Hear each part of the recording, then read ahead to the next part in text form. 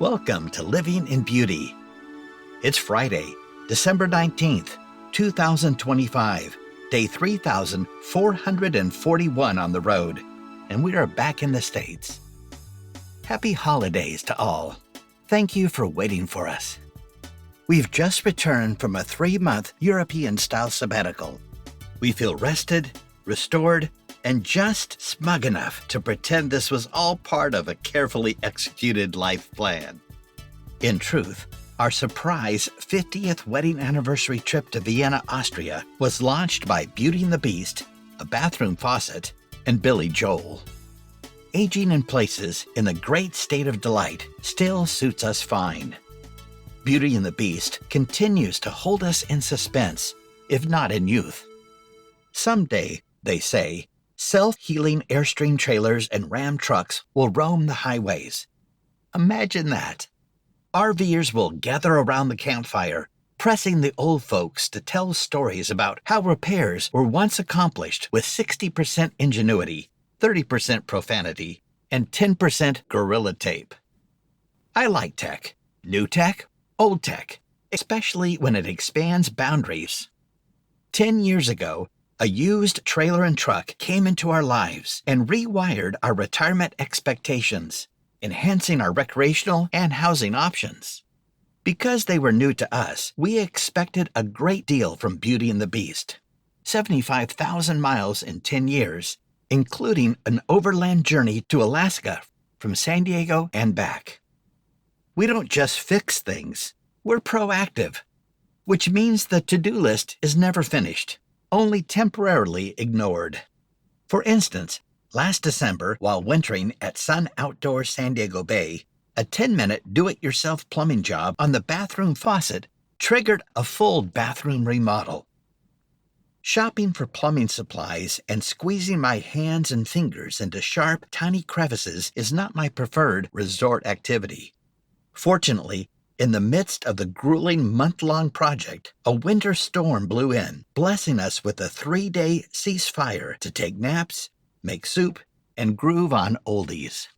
One stormy afternoon, while playing Five Crowns, Billy Joel crooned Vienna through the boughs. Carmen tenderly took my hand and flashed the look. Eyebrows arched, sideways smile, the one that makes me wonder if she's Elvis' secret love child. This look has ended arguments, redirected life plans, and once caused me to apologize for something I hadn't even done. No more bloody knuckles for you. Let's do something crazy for our 50th wedding anniversary. In early spring, we'll limp slowly up the coast to Venice. His new place has secure Airstream storage. Then I grab our backpacks and call Uber while you hand over the keys and that list. 30 minutes later, we're at the Sacramento airport heading toward our plane. Vinny and Vienna. What do you say? She had clearly been rehearsing this. When your beloved wife, for 5 decades, deploys the look, you give it the... Okay, I was sold the moment she said, give the, to-do list to Vinny. Vienna? You mean Vienna? In Austria? Whoa, wow. Where would we stay?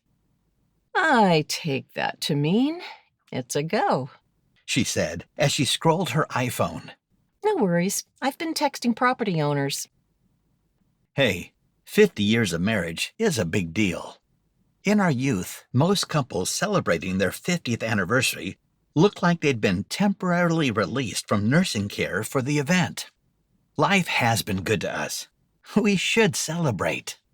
Also, our team, Beauty and the Beast, needed a break from us and a thorough professional grooming and shoeing.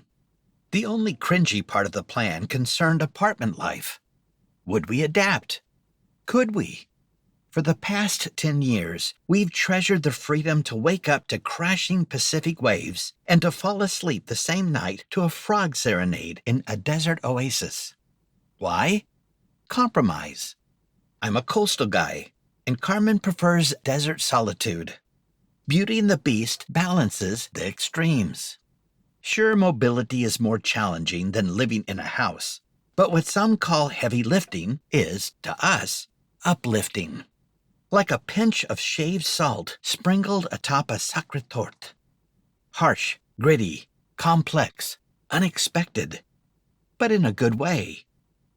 Apartments, on the other hand, sounded boring. Surprise!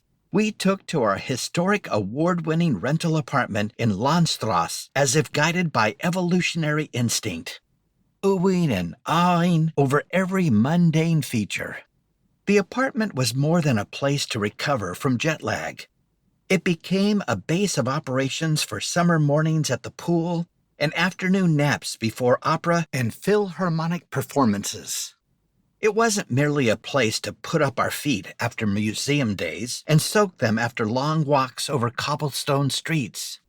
With a breathtaking view of the Danube Canal, the apartment became a destination in itself.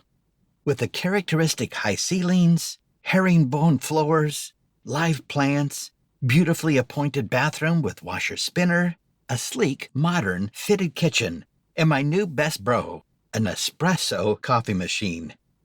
We wanted for nothing. So after 10 years of slow rolling in America, we ran off to Europe for 3 amazing months. We wanted to understand why Vienna is considered the most livable city in the EU. Armed with little more than a Grüß Gott and an Auf Wiedersehen, we set off to blend in. What did we learn?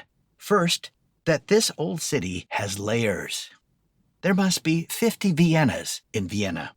We focused on our favorites.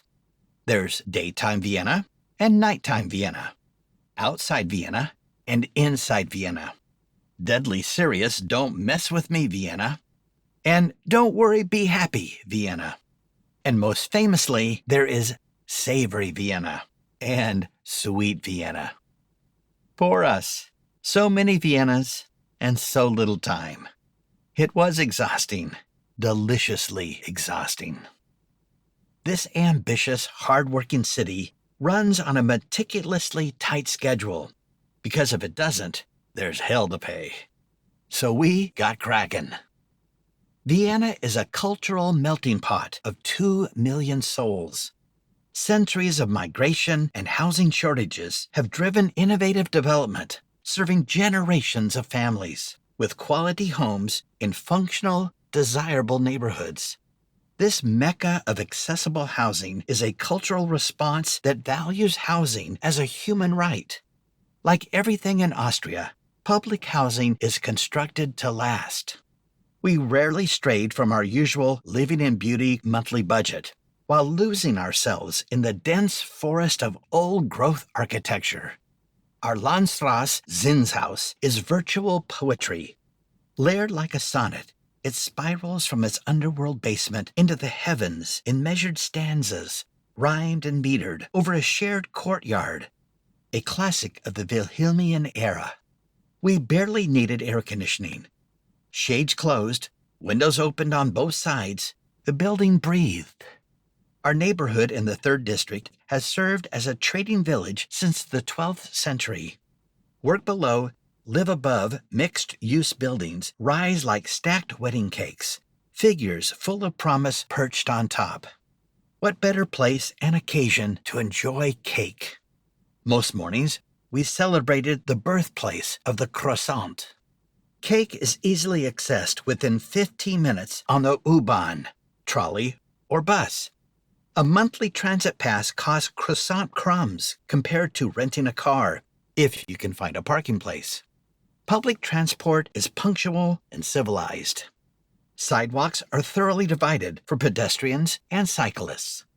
The roads are parceled to accommodate safe passage for pedestrians, buses, horse-drawn carriages, and trolleys. At first, it's discombobulating, but within half a week, it makes perfect sense. We never rented a car or summoned Uber. The U-Bahn, trolleys, and buses are clean and tidy. They even smell nice. We don't ask how. We simply accept the miracle. That's how it works when women govern. The people get to have nice things, such as pristine alpine water on tap. When women rule, justice is served. The prices of luxury items fall and chandeliers go up. Chocolate is always on the menu. Horses wear lingerie. The flag of Venus is flown high and proud. And engaging in psychotherapy is a sign of a normal, healthy human being. Vienna has a green thumb, too. Live mosses cover bus station awnings. Bees, butterflies, birds, and lavender are cultivated. High and low, every available niche in this metropolis is dedicated to the natural world. Summer gardens are furnished with tables where food and beverage are served throughout the fair months. This culture of care isn't new to Vienna, and the preservation of these ancient values continue, from special cushioned seats for pregnant women on transit to the distribution of free outerwear for seniors in autumn. Subtle reminders that aging is expected, planned for, and not treated as a design flaw. Vienna guided us gently through the after effects of our brutal 48-hour flight to Austria. Delays, rerouting, and overcrowded flights pushed us nearly to the brink. We needed a hero. Our quiet neighborhood patched us up with walks along the canal and rides on the bike trail. Rental bikes are just around every corner. Peaceful strolls to Rokas Market for pharmaceuticals and fresh fruit and veggies put us right. Everything was nearby. The Prater, just across the canal, and quintessential restaurants and cafes.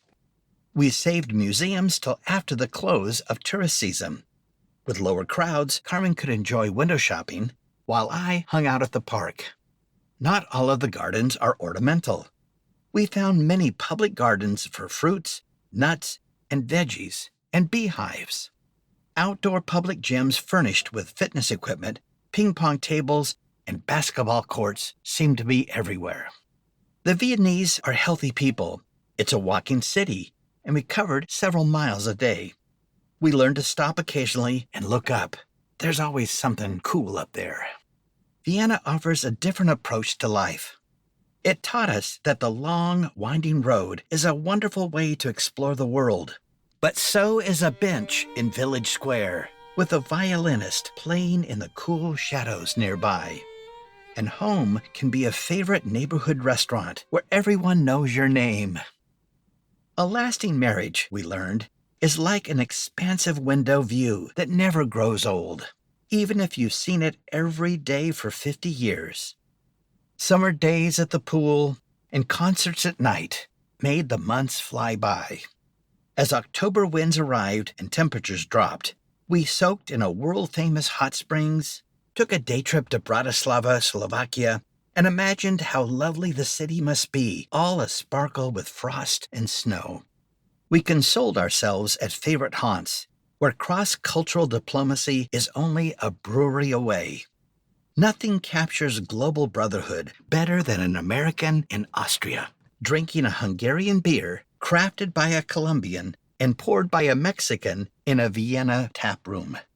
Proof that world peace just needs more beer. Prost! We celebrated our final night with a candlelit dinner at 360 degrees ocean sky, with a bird's eye view of the entire city. The flight back to the Airstream in Sacramento was flawless.